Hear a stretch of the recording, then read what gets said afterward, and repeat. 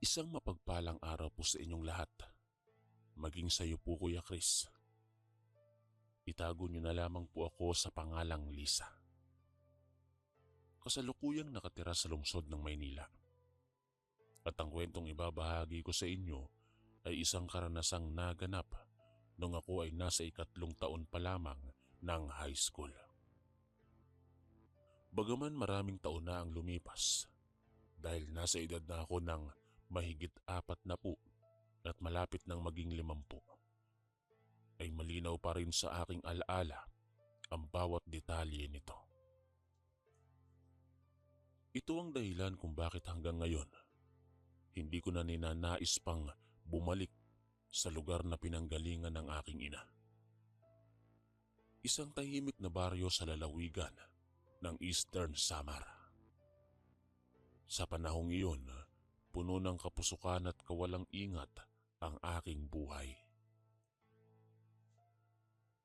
Bilang isang batang lumaki sa lungsod, madali akong nahila sa masasamang impluwensya.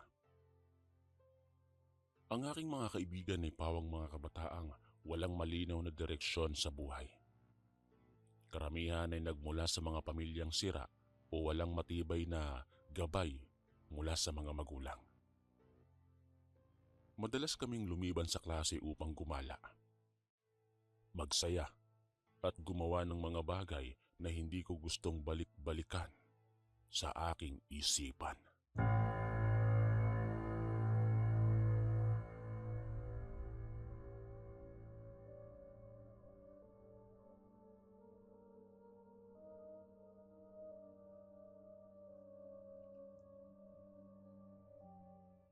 Hindi ko iniisip ang kinabukasan. Ang tanging nasa utak ko ay ang kaligayahan ng sandali. Ang pakikipagsapalaran kasama ang mga taong itinuturing kong pamilya. Ang aking mga magulang na nagpapakahirap upang pag-aralin ako ay nalaman ng aking mga gawain. Sa kanilang galit at pagkadismaya, nagpasya silang ipadala ako sa probinsya, sa baryo kung saan lumaki ang aking ina. Ito ay isang lugar na malayo sa ingay ng lungsod, sa ilalim ng sakop ng Eastern Samar. Ngunit hindi ko nasasabihin ang eksaktong pangalan ng baryo upang mapanatili ang privacy. Naniniwala silang sa pamamagitan nito ay mailalayo ako sa masasamang barkada at matututo akong maging responsable. Pinahinto nila ako sa pag-aaral pansamantala at sinabi na doon ko ipagpatuloy ang naudlot na edukasyon ko. Hindi ko maipagkakaila ang aking pagkadismaya. Ngunit wala akong magawa kundi sumunod. Ang aking kasama sa biyahe ay ang aking tita Luisa, ang bunsong kapatid ng aking ina na masungit at laging nakaasim ang muka. Hindi pa siya nag-aasawa at naninirahan siya sa amin sa lungsod dahil sa kanilang negosyo na pinagsasamahan nila ng aking ina. Si Tita Luisa ay pihikan sa mga lalaki, kaya't sa tingin ko, tatanda siyang dalaga dahil sa kanyang kasungitan. Sa buong biyahe ay tahimik lang ako. Ramdam ko ang mabigat na aura niya. Malapit na kami sa destinasyon nang kinausap niya ako tungkol sa mga patakaran. Hindi daw ako maaaring kumala mag-isa. Dapat ay laging may kasama kong lalabas.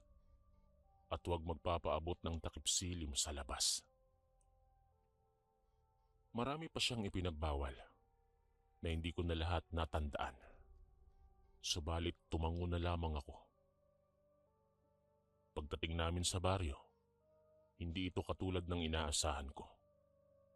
Hindi ito tipikal na probinsyang puno ng kahirapan.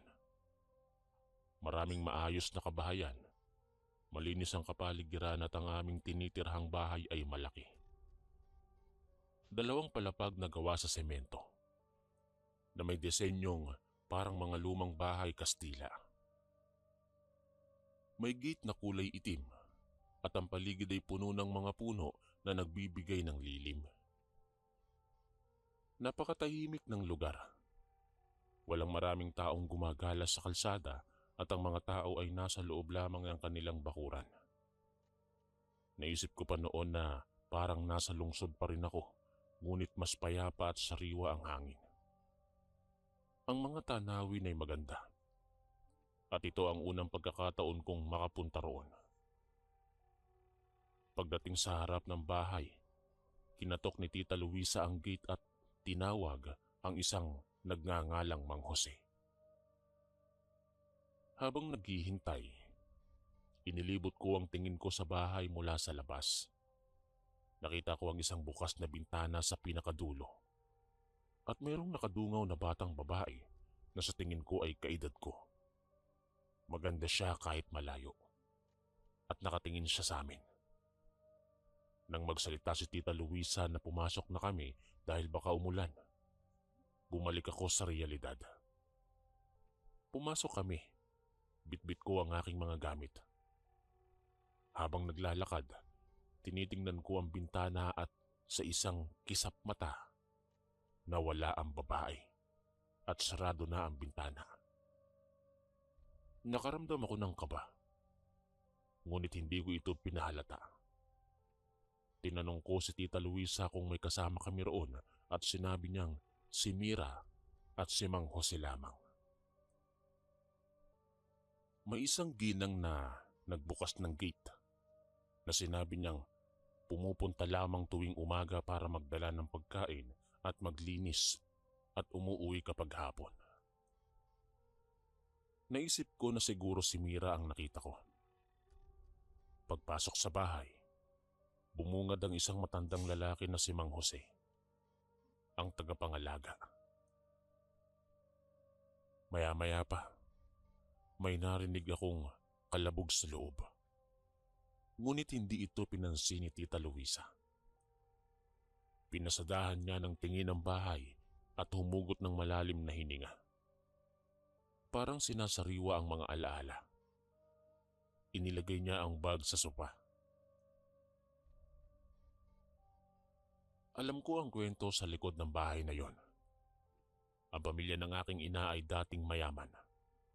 May malalaking lupain, ngunit biglang bumagsak ng magkasakit ang aking lolo at lola sa hindi malamang dahilan. Halos sabay silang namatay at nawala ang kayamanan. Kumalat ang tsismis na binarang o sinumpa sila at sa takot, umalis ang mga kapatid at ginawang bahay bakasyonan ng lugar, ngunit bihira silang bumalik. Kumuha sila ng tagapangalaga.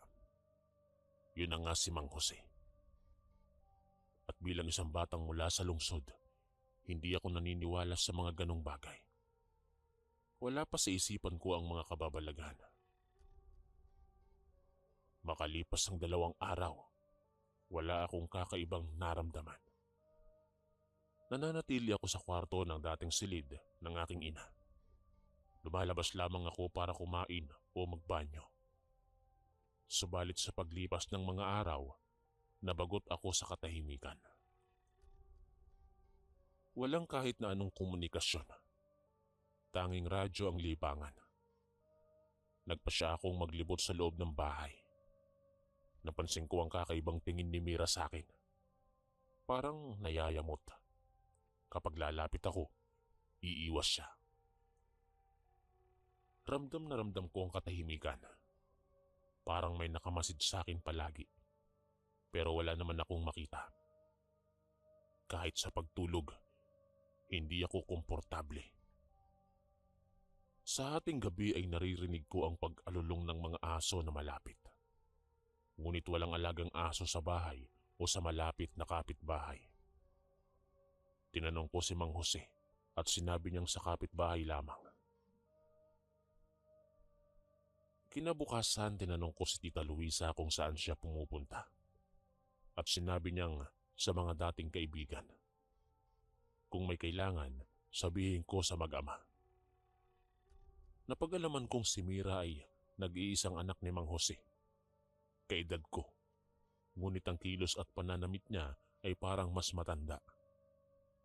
Suot nito ay ang mahabang bestida. Tahimik siya, misteryosa at halos hindi nagsasalita. Isang umaga, habang nag-aalmusal, napansin ko ang panakanakang pagsilip niya sa akin.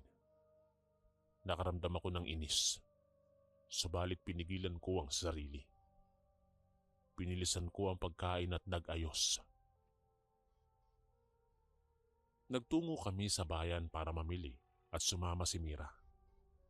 Mula bahay hanggang pamilihan ay tahimik siya na parang nasa sariling mundo. Napakaganda nitong si Mira, pero parang kulang sa pag-iisip. Umuwi kami ng ganon pa rin ang kanyang inaasal. Sa pagpapatuloy ng aking pananatili sa baryo sa Eastern Samar, unti-unting lumalabas ang mga kakaibang bagay na hindi ko maipaliwanag. Matapos ang pamimili sa bayan, nagtanong ako kay Tita Luisa tungkol kay Mira. Kung bakit hindi siya nagsasalita at kung nasa tamang pag-iisip ba siya. Nagulat siya sa tanong ko at sa halip na sagutin, sinermonan niya ako na dapat kong ituon ng pansin sa pagtutuwid ng aking ugali. Hindi sa iba. Nabakas ko sa kanyang mukha ang pagtataka. Subalit lumabas siya sa kwarto. Bago maisara ang pinto, nakita ko si Mira sa labas. Nakatingin ng matalim. Sumikdo ang dibdib ko at napasinghap ako. Naisip ko kung ano ang ginagawa niya roon. Dahil wala namang gagawin, nagpasya na akong matulog. Sa gitna ng aking pagtulog, bigla akong naalimpungatan dahil sa pakiramdam na may humahaplos sa pisngi ko. Marahan at maingat. Parang humahaplos sa pusa. Pagkatapos, dumako ito sa tiyan ko. Binaliwala ko muna nung una. Ngunit nang maalala kong mag-isa ako, nagising ako at napabalikwas. Nakita ko si Mira sa paanan ng kama. Blanko ang mukha. Nagpalingalinga ako upang hanapin ang humahaplos dahil imposibleng siya yon. Tinanong ko kung may ibang pumasok. Subalit umiling siya at sinabi na maghahapunan na. Lumabas siya at nakaramdam ako ng kakaibang kaba. Nagtayuan ang balahibo ko. Tiningnan ko ang orasan. 6:00 na. Nagayos ako at nagtungo sa kusina. Habang naghahanda sila, pinagmasdan ko si Mira. Iniisip kong siya ba talaga ang humahaplos sa akin kanina. Pero imposible. Dahil malayo siya. Habang kumakain, hindi ako mapakali. Panay ang pagsilip ko sa kanya. Natapos ang hapunan ng walang paliwanag sa aking isipan. Kinagabihan, hindi ako nakatulog kaagad dahil sa kakaibang init sa paligid. Kahit may hangin mula sa bintana. Nang sumapit ang 11:00 ng gabi, narinig ko ulit ang pag-alulong ng mga aso. Malapit na malapit. Nagtayuan ang balahibo ko at lumukob ang takot. Sumilip ako sa bintana at nagulat ako sa nakita. Maraming malalaking aso sa labas ng bakod. Nakatingin sa bahay. Umaalulong ng nakapangingilabot. Sa takot, bumalik ako sa kama at nagtalukbong ng kumot. Halos 1 oras yon. Natigil lamang yon nang marinig ko ang boses ni Mang Jose na nagmumura sa Bisaya. Galit na galit ito. Kinabukasan, hindi ko na napigilan ang sarili. Bagaman bawal, lumabas akong mag-isa dahil wala si Tita Luisa at Mang Jose na pumunta sa bayan. Wala rin si Mira sa loob. At habang naglalakad ako sa kalsada, binabati ako ng mga residente. Tinatanong kung dayo ako. Magiliw ko silang sinasagot. Ngunit tinanggihan ng alok na samahan ako. Sinisipat ko ang mga bahay upang tignan kung may malalaking aso. Pero wala naman akong nakita ni isa. Karamihan ay mga pusa, baboy at manok. Tanging isa lamang ang may maliit na aso na nakatali sa bungad ng baryo. Nagtataka ako kung saan nanggaling ang mga alulong at ang malalaking aso na nakita ko noon. Maya-maya pa, biglang may matandang babae na lumapit. Tinanong ako kung bago ako at saan ako patungo. Nagulat ako sa kanyang pagsulpot at pagtapik sa balikat ko. Bago ako makasagot, may humila sa akin palayo. Si Mira. Nakatalukbong ng itim na balabal, balot na balot. Tinapik niya ang balikat ng matanda at sinabing pauwi na kami. Hinila niya ako pabalik sa bahay at kahit anong pilit ko, hindi ako makawala. Tila napakalakas niya. Habang naglalakad, nakita kong sinusundan kami ng tingin ng mga kapitbahay mula sa mga bintana ng bahay nila. Nakaramdam ako ng hiya at inis nun. Pagdating sa bahay, binulyawan ko siya kung bakit niya ginawa yon. Walang sagot. Sa halip, tinapunan niya ako ng matalim na tingin. Mabalasik. Ilang segundo, dumako ang tingin niya sa tiyan ko at narinig ko ang pagkaskas ng ngipin niya. Huminga siya ng malalim at umalis. Mabigat ang mga hakbang. Nagtataka ako. Napatingin sa tiyan ko at sumikdo ang dibdib ko dahil sa inis. Dumiretso ako sa kwarto upang magpahinga. Pagka-uwi ni Tita Luisa kinahapunan, sinermonan niya ako ng husto. Galit na galit dahil lumabas akong mag-isa. Hiyang-hiya ako sa harap ni Mang Jose at Mira. Sigurado akong si Mira ang nagsumbong. Nang ambahan niya ako, pinigilan siya ni Mira at may binulong na ikinalaki ng mata niya. Sinigawan niya akong magtungo sa kwarto at huwag lalabas hanggang hindi niya sinasabi. Sumunod ako at narinig ko ang kanilang usapan. Sinabi ni Mang Jose na umalis na sila bukas. Pagkatapos, narinig ko ang tanong ni Tita Luisa kay Mira kung sigurado ba siya na buntis ako. Halos manigas ako sa narinig. Nasapo ang bibig. Naalala ang aking mga kalokohan sa lungsod. Nag-alala si Tita Luisa. Maya-maya, narinig ko ang mga yabag patungo sa kwarto ko. Naupo ako sa higaan at pagpasok nila, sinampal ako ni Tita Luisa. Pinigilan siya ni Mang Jose. Galit siyang nagtanong kung nagdadalang tao ako. Ngunit hindi ko masagot dahil gulong-gulo ako. Habang nag-aamok siya, inaawat naman siya ni Mang Jose. Maya-maya pa, biglang may malakas na kalabog sa bubong na parang may bumagsak. Kasunod ang malalakas na alulong ng aso. Bagaman 7:00 pa lamang. Natigilan kami at narinig ang parang taong naglalakad sa bubong. Galit na sumigaw si Tita Luisa ngunit inawat siya ni Mang Jose. Hinila niya ulit ang buhok ko. Maya-maya, narinig ang mahinang huni ng wakwak sa paligid. At sumambulat ang nakasusulasok na amoy. May halong imburnal na amoy at nabubulok na bangkay. Napatakip ako sa ilong at hindi alam kung saan matatakot. Sa gitna ng gulo, Inutos ni Mang Jose kay Mira na isara ang mga bintana at ikutin ang bahay upang tiyakin na walang mapapasukan. Agad naman itong sumunod. Lumabas upang gawin yon.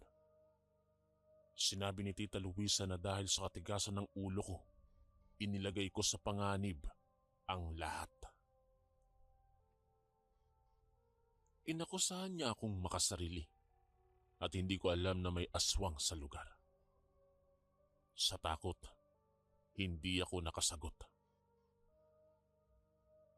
Nang makabalik si Mira, sinabing naisara na niya ang lahat. Sinabi ni Mang Jose na magtago kami sa kanilang silid upang magkasama kung sakaling makapasok ang mga ito. Nagpatiunas siya sa paglabas at nang akmang susunod ako, natigilan dahil sa kirot sa ibaba ng tiyan ko. Bahagya lamang ang pagkirot pero lumala na parang hinahalukay ang loob. Tinanong ako ni Tita Luisa kung ano ang hinihintay ko. Hindi ako nakasagot dahil may mainit na dumadaloy sa hita ko at nang tingnan ko, dugo iyon na merong laman-laman. Habol hininga ako at lalong lumalala ang sakit.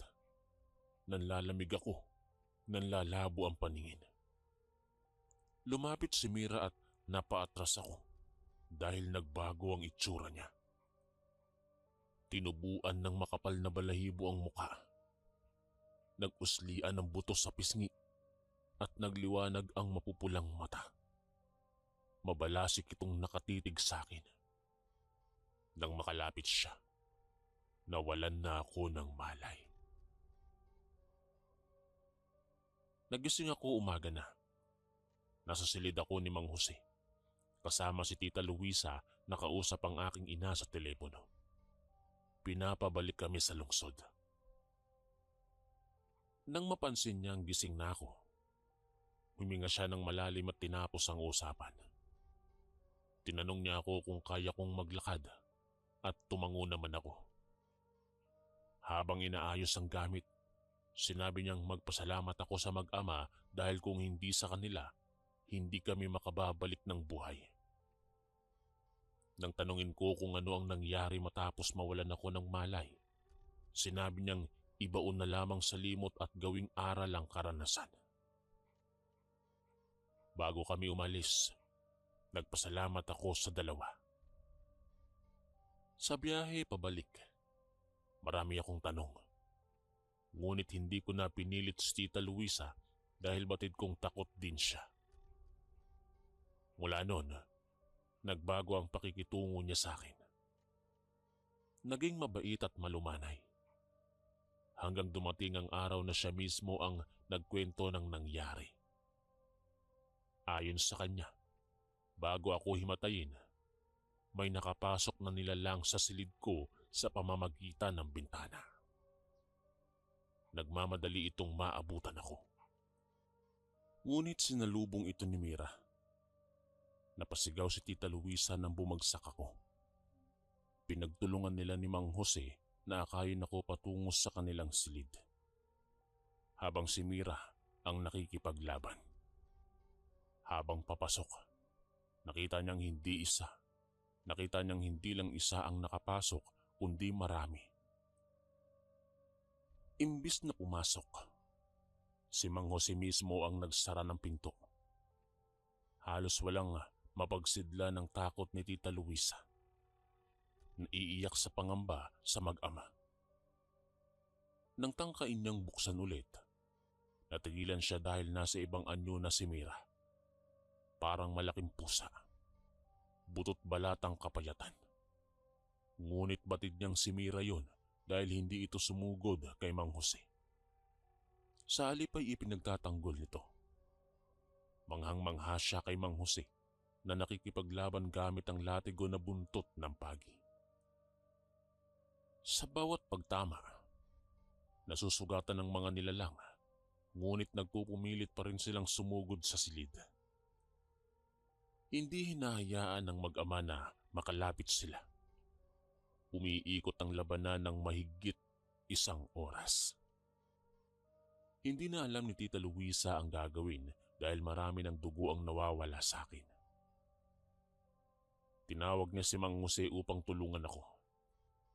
Pagpasok niya, sinimulan niya ang panggagamot sa akin. Kahit may sugat at kalmot siya mula sa labanan, sinabi niyang wala na ang bata sa sinapupunan ko.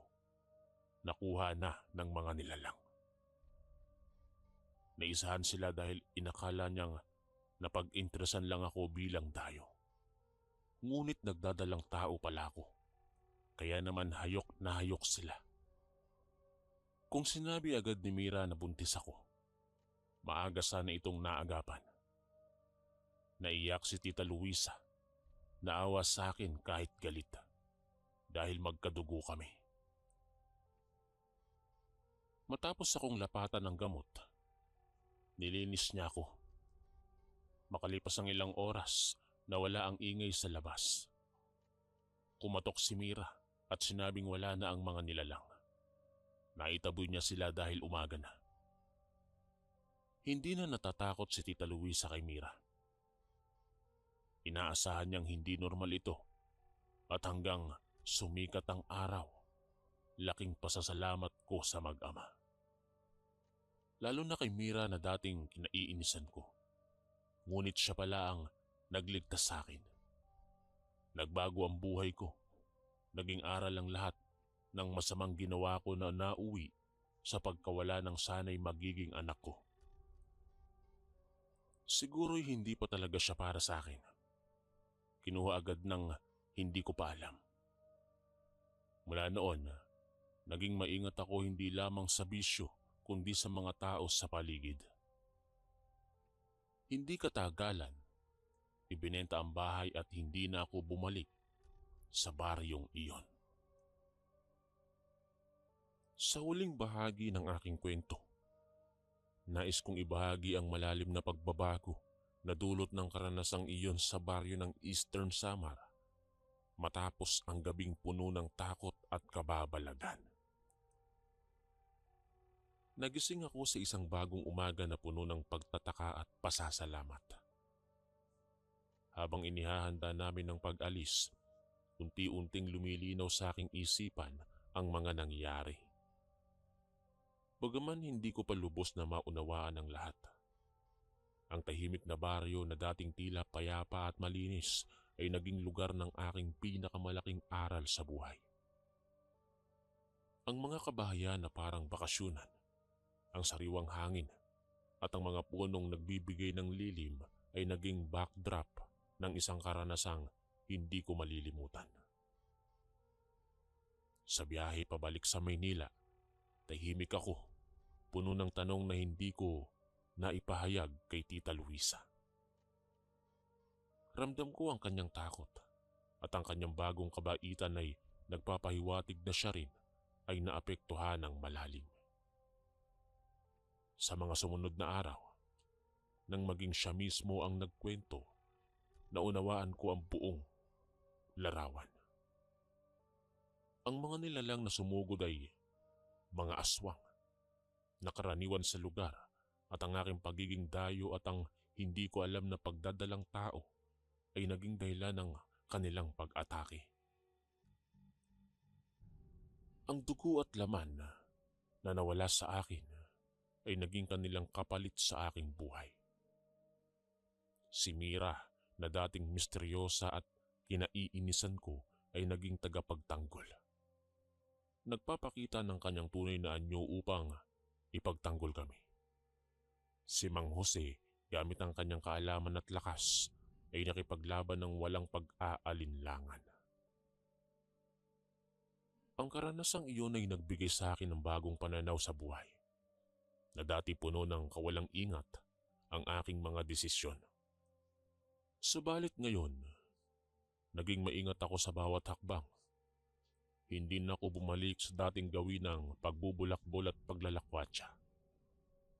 Sa halip ay itinutok ko ang aking pansin sa pag-aaral at sa pagiging responsable. Ang pagkawala ng sanay magiging anak ko, bagaman masakit, ay naging paalala na ang bawat aksyon ay may kahihinatnan. Hindi ko man siya nalaman ng maaga.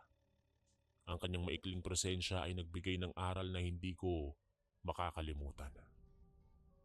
Ang bahay na yon, na dating puno ng alaala ng kayamanan at pagbagsak ng pamilya, ay naging simbolo ng sumpa at kababalaghan na iniiwasan namin. Matapos ibenta, hindi na namin alam ang nangyari doon. Ngunit sapat na yon upang tapusin ang kabanatang yon sa aming buhay. Hanggang ngayon, sa aking buhay sa Maynila, dala ko ang mga aral mula sa baryo. Ang katahimikan ng dating nakakabagot ay naging paalala ng payapang buhay na dapat pahalagahan. Ang mga kakaibang tingin at pakiramdam ng pagiging sinusundan ay naging gabay upang maging maalam sa paligid. Ang mga alulong ng aso at nakasusulasok na amoy ay naging alaala ng panganib na maaaring nakatago saan mang lugar. Hanggang dito na lamang po ang aking kwento. Maraming salamat po sa lahat ng mga nakinig at sana po ay nagustuhan nyo. At naway nakapulutan ng aral. Ako po si Lisa, ang inyong kaistorya.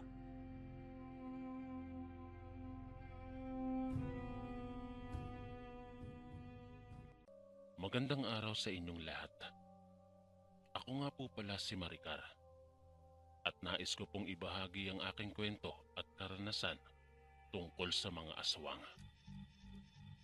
Tawagin niyo na lang ako sa pangalang Marie, tubong Kankanaey o Igorot, at lumaki sa pamumuhay na isang kahig isang tuka. Dahil ang mga magulang ko ay tanging magsasaka at sa dami naming magkakapatid ay hindi sapat ang kinikita ng aking mga magulang. Ako ay isang batang masunurin at masipag.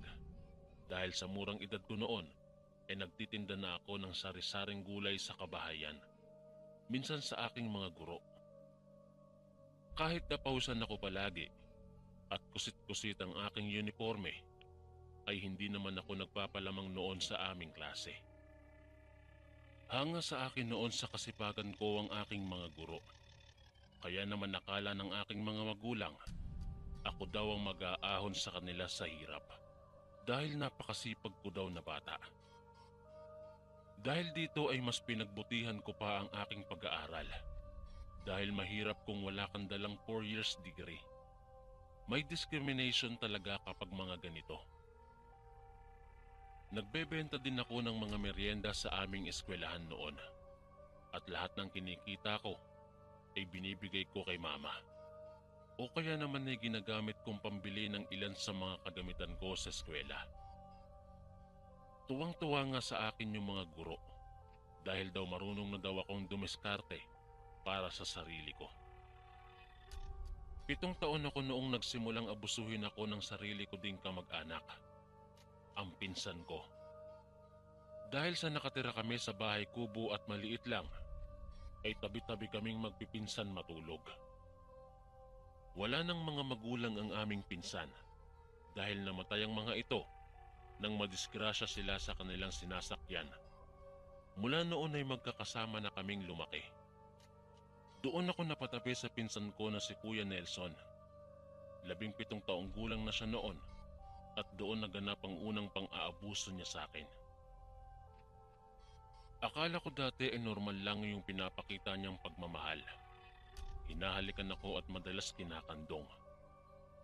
Hanggang isang gabi ay nagulat ako dahil nilalaro niya ang maselang parte ng katawan ko. Sabi pa niya, ay wag ko din daw ipagsasabi sa iba ang ginagawa namin dahil para sa amin lang daw yon. Bilang isang bata, ay naniwala naman ako kaagad noon kay Kuya Nelson. Tumayo ako at hinanap ang aking nanay at doon na ako tumabi.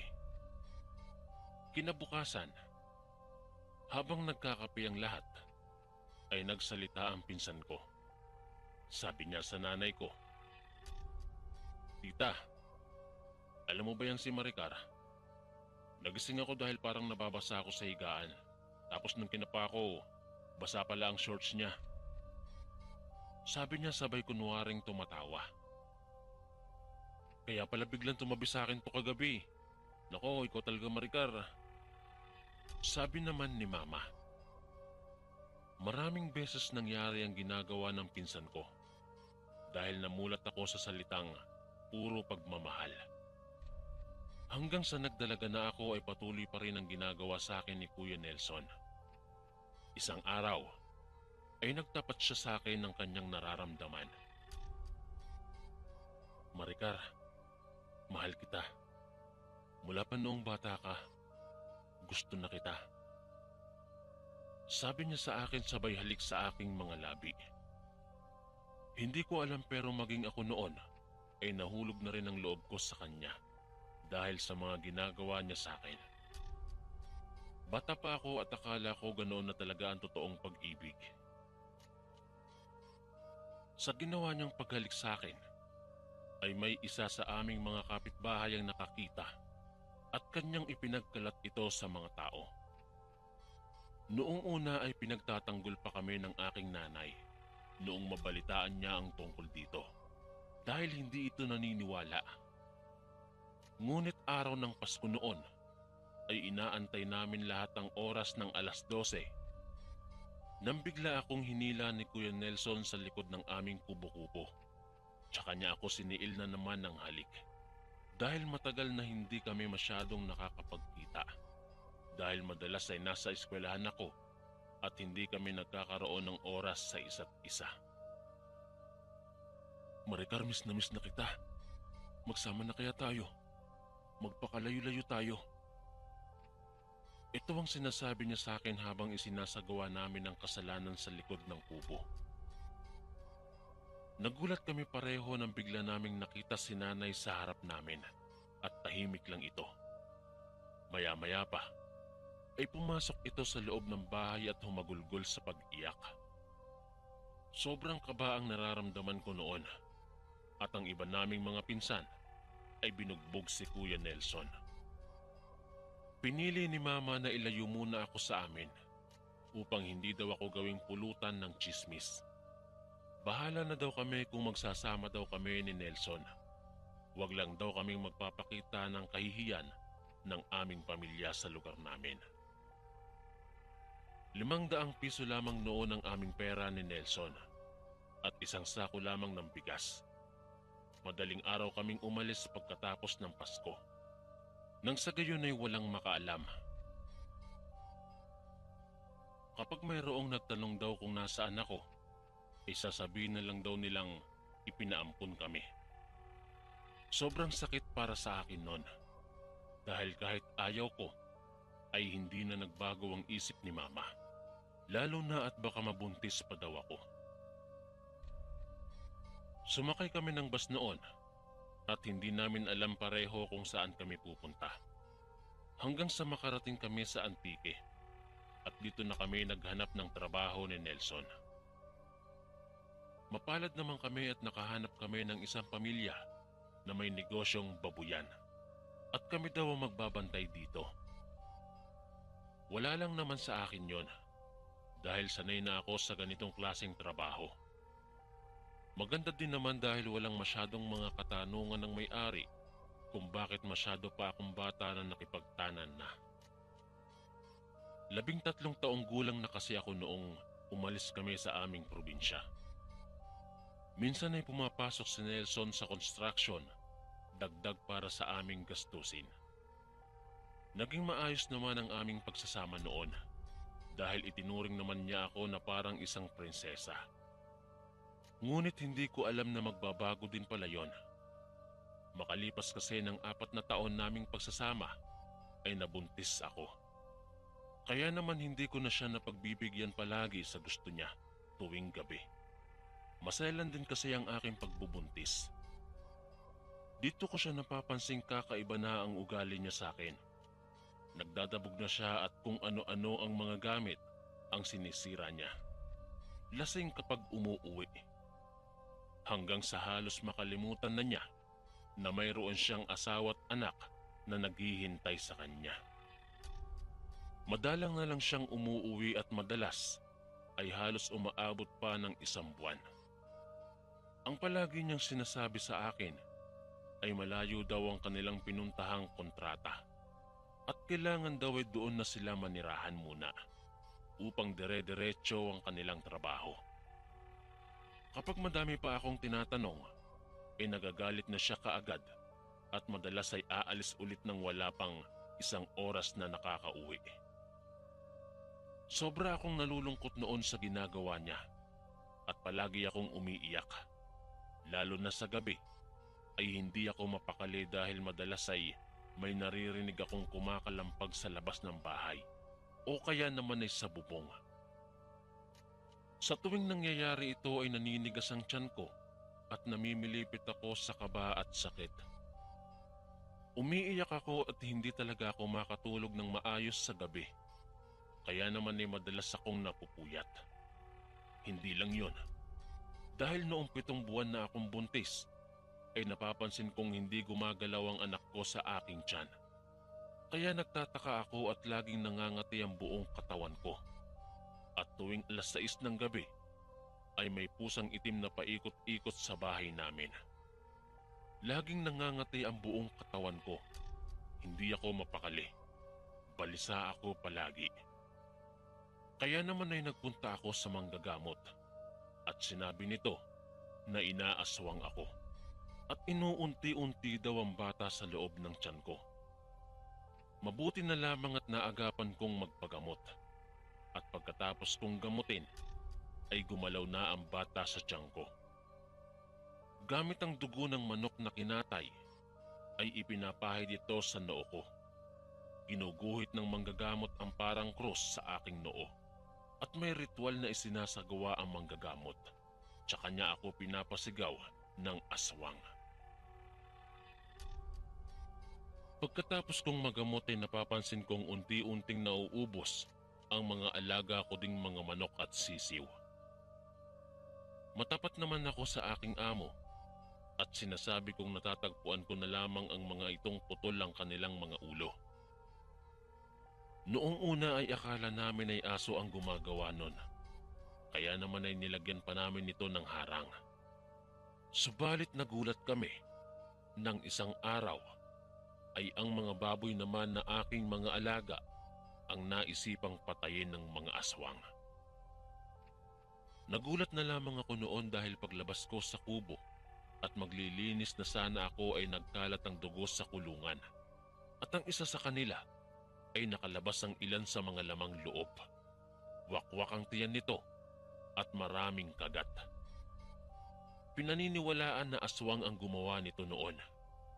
Sinabi ko kaagad ang pangyayari sa aking amo noon at agad naman niyang pinalagyan ng dobleng proteksyon ng kulungan upang hindi na muling makapatay pang muli ng alagang baboy ang aswang.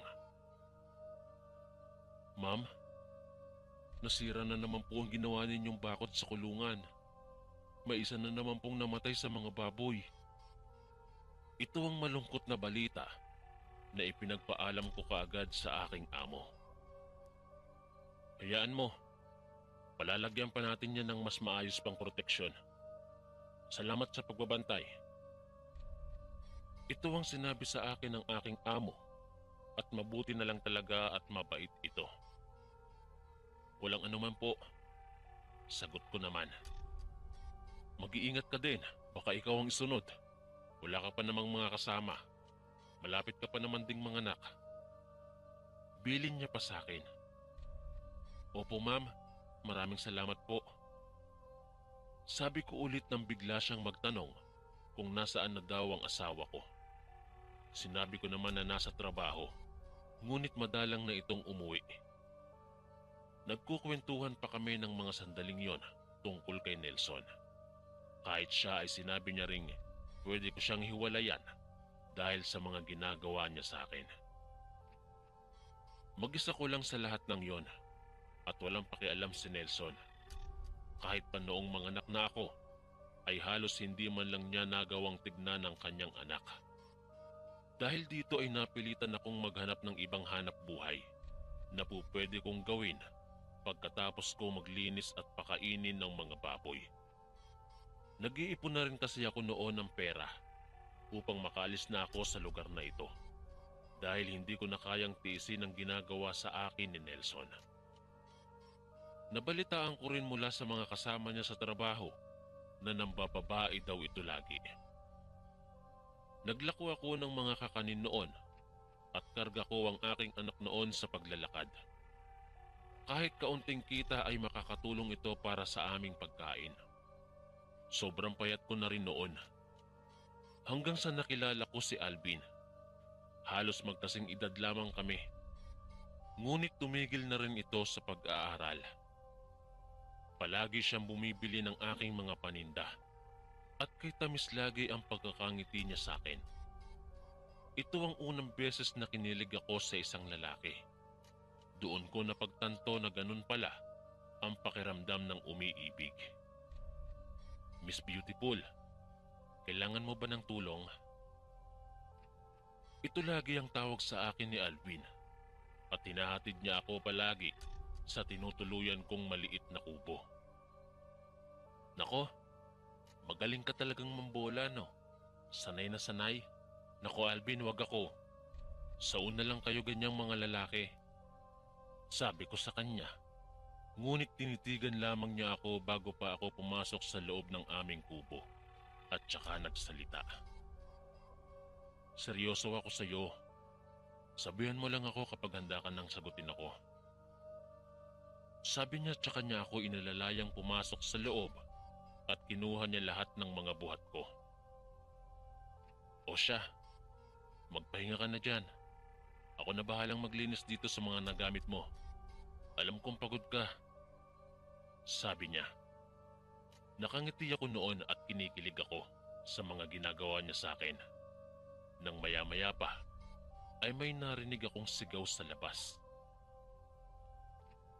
Maricar! Malandi kang babae ka! Papatayin ko kayong dalawa! Ito ang boses ni Nelson na narinig ko sa labas at sumilip ako sa bintana. May hawak siyang malaking itak. Sumigaw ako noon kay Alvin na may dalang itak si Nelson. Malalakas na suntukan at madugong labanan ang nangyari. Mabuti na lang at lasing na lasing si Nelson. Kaya naman ay pagkatapos ng ilang suntok sa kanya ni Alvin ay bumagsak na ito. Sa araw na iyon ay binuhat siya ng mga tanod ng barangay at dinala sa pulis.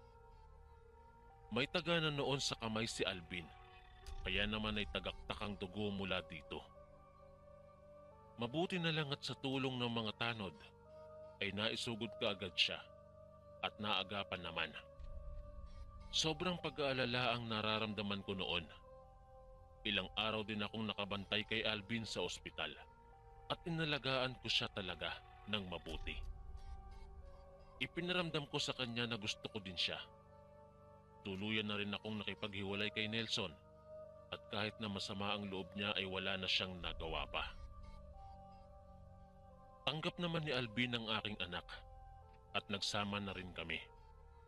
Ginamit kong puhunan sa aking tindahan na maliit noon ang huling sweldo ko sa piggery. Dahil pinalayas na rin kami ng may-ari. Dahil malas daw sa negosyo ang mga nangyaring yon. 3 taong pagkakakulong ang hatol kay Nelson. Para sa amin ay hindi sapat yon. Ngunit wala na kaming nagawa pa. Dito pa rin kami sa antiki naninirahan, kasama ang mga magulang ni Alvin. Wala na akong mahihiling pa noon sa Diyos, kundi ang masaya at payapang pamilya. Lagi akong nakabantay noon sa aking anak. Halos ayaw kong mawala siya noon sa aking paningin. Dahil maraming mga kwento-kwento sa amin noon na may mga aswang daw na nagpapanggap na mang-aampon ng bata. O kaya naman ay kunwari ay makikiinom lang ngunit tinatakas na pala ang mga sanggol at kanila itong ginagawang pagkain. Sunod-sunod kasi ang mga ina na namamatayan ng anak sa amin. Nagaanyong tao daw kasi ang mga aswang na ito. Maingat ako sa lahat dahil kahit pasabihin ng mga iba na hindi ito totoo ay pinaniniwalaan ko. Lalo na noong may isang matandang babae ang kumakatok sa aking tindahan. Iha, baka pwedeng makahingi ng pagkain. Nagugutom na kasi ako. Pakiusap ng matanda. Ay naku ho, Lola. Matumal po ngayon. Wala pa ho akong benta. Pero bigyan ko na lamang ho kayo ng kanin at ulam. Sandali lang ho ah. Sabi ko at binuhat ko ang aking anak at pumunta ako sa kusina. Pagbalik ko ay nawala na ang matanda. Hindi ko na alam noon kung saan nagpunta. Kapag dadalawa lang kami ng aking anak sa bahay, ay palagi kong nilalak ang lahat ng pinto namin. At si Alvin lang ang tanging pinapapasok ko. May dala-dala din kami palaging proteksyon dahil hindi lang naman aswang ang aming pinaghahandaan, kundi maging si Nelson. Hindi namin alam kung nakalaya siya o makatakas sa kulungan. Mas maganda na ang sigurado. Wala namang mawawala sa akin. Pagkatapos ng 3 araw, mula nung may matandang humihingi ng pagkain sa akin, ay muli na namang bumalik ito. Nagulat pa ako noon dahil nakalapit ang mukha niya sa screen ng aking tindahan. At saktong paglingon ko, ay mukha niya ang nakita ko. Naku naman po, ginugulat naman po ako eh. Ano pong bibilhin niyo? Tanong ko dahil hindi ko pa siya nakilala noong una. Iha, baka pwedeng makibanyo muna sa inyo. Ihing-ihi na kasi ako eh. Ito ang pakiusap ng matanda at dito ko siya nakilala. Oh, ikaw po yung matanda nung nakaraan ah. Saan po kayo nagpunta nun? Bibigyan ko na po sana kayo ng pagkain. Tanong ko. Wala kasi akala ko ayaw mo akong makausap. Kaya umalis na ako. Iha, papasukin mo na ako sa bahay mo. Ihing-ihi na kasi ako. Hindi ko na ata kayang pigilan. Pagpupumilit niya.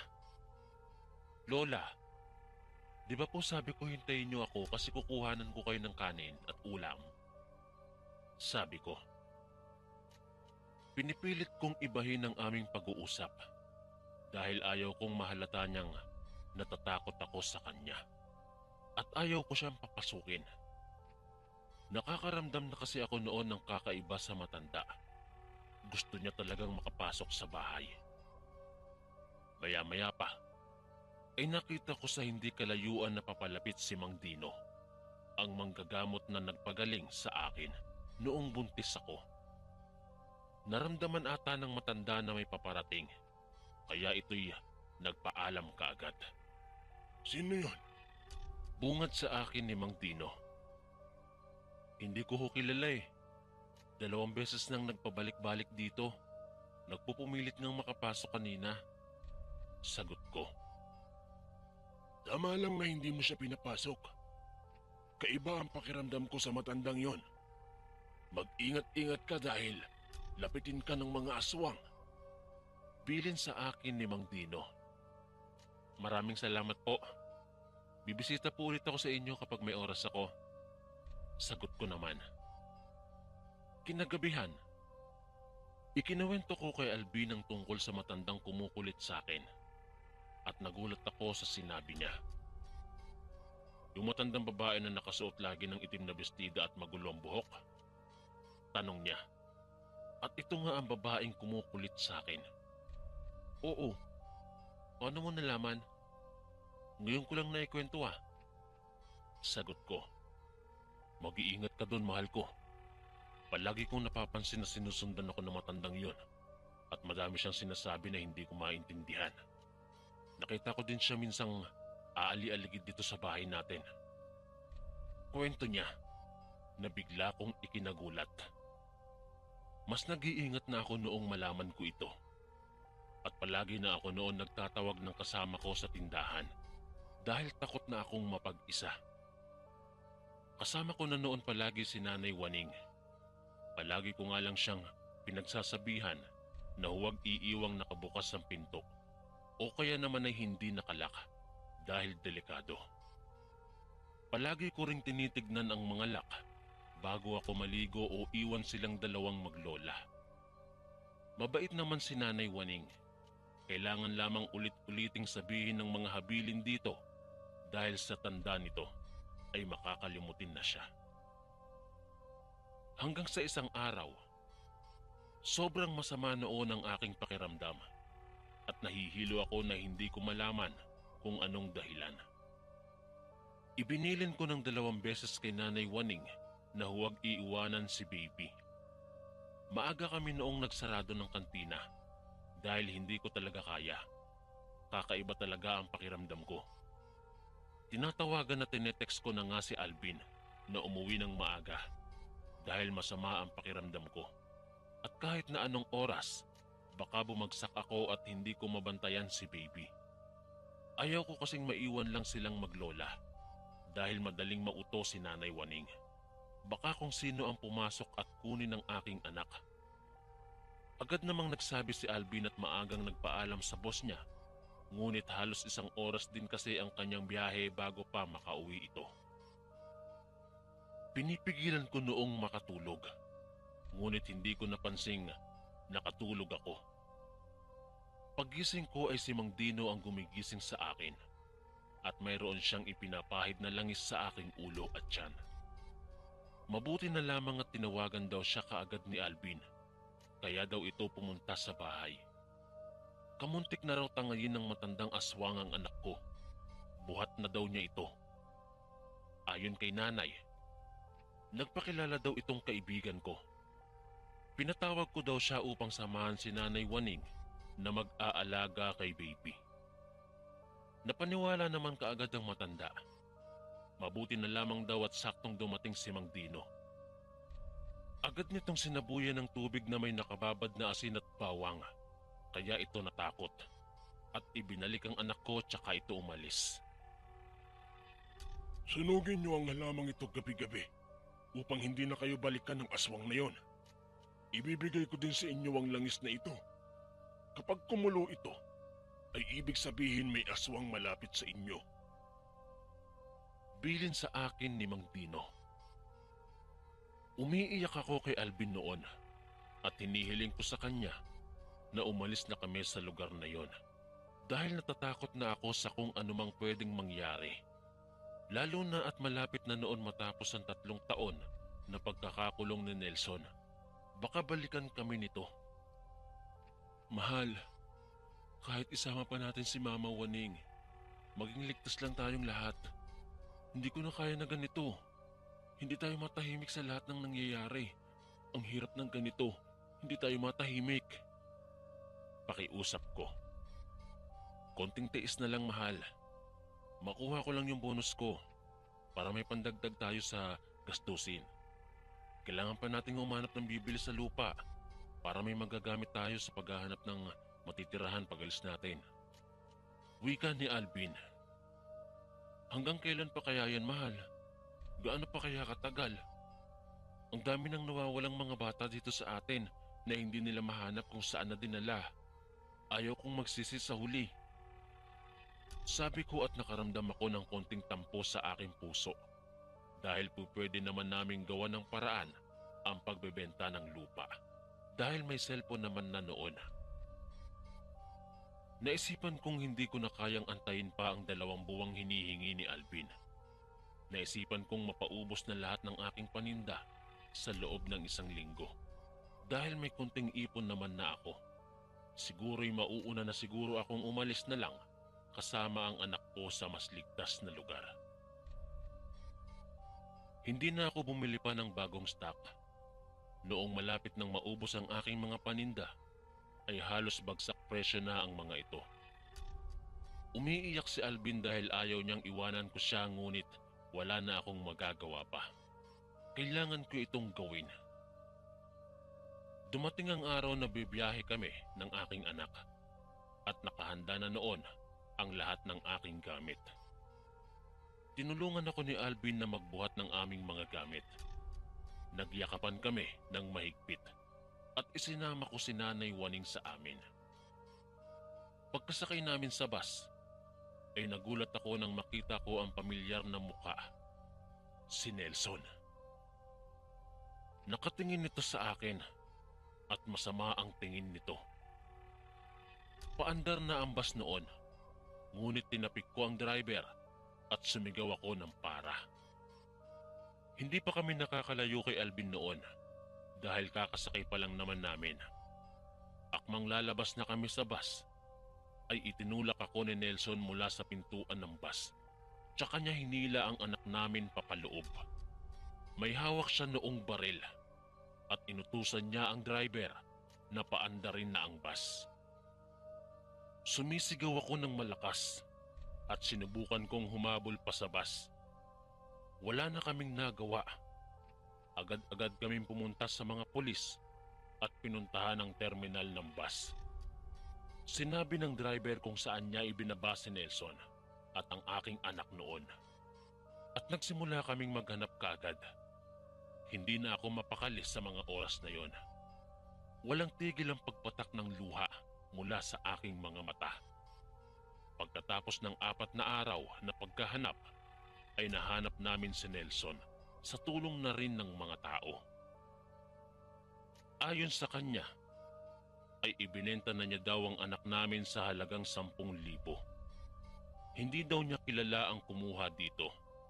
Sinundan niya pala kami noong araw na iyon, kaya naman noong alam niyang luluwas kami ay inunahan niya kaming makasakay sa bus.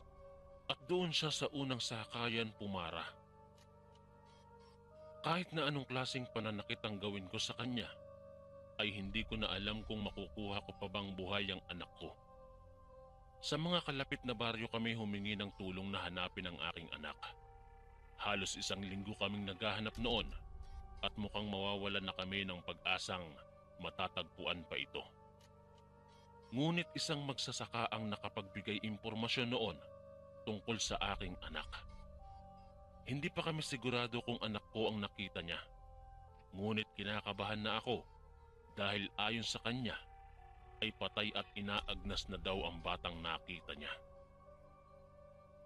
Pagdating ko ay nakita ko nga ang nangingitim na at nangangamoy ng katawan ng aking anak. Kalunos-lunos ang sinapit ng aking anak. Naniniwala akong aswang ang may kagagawan nun. Base pa lang sa sinapit ng katawan ng aking anak. Walang kwentang ama si Nelson. Ibinenta niya sa aswang ang aming anak.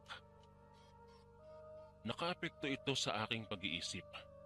Halos mabaliw na ako nang mawala sa akin ang aking anak. At hindi na nila ako makausap ng maayos. Hindi na rin ako kumakain dahil nawalan na ako ng gana. Mabuti na lamang at nakarecover din ako pagkatapos ng ilang taon. Ngayon ay may 3 anak na kami ni Alvin at dito na kami sa Manila nakatira. Hindi na kami bumalik doon. Naibenta na rin namin ang kanilang munting lupain at bahay. Masaya na rin naman ang aming pamumuhay. Ngunit hindi ko pa rin makakalimutan ang aking anak. Sinigurado ko din noong hindi na makakalabas pa ng kulungan si Nelson. Nagsama na rin ako sa kanya ng kasong rape at child abuse sa ginawa niya sa akin noon. Hanggang dito na lamang ang aking kwento at sana ay maayos ang pagkakagawa ko dahil hindi po ako marunong magsulat ng kwento. Maraming salamat sa pagbibigay sa akin ng pagkakataon na maibahagi din ang aking kwento. Maricar. Maraming salamat po mga kaistorya sa pakikinig. At kita-kits po ulit bukas para sa isa na namang nakakatakot na kwento. Ito po si Kuya Chris, ang inyong kaistorya. God bless po at ingat po lagi.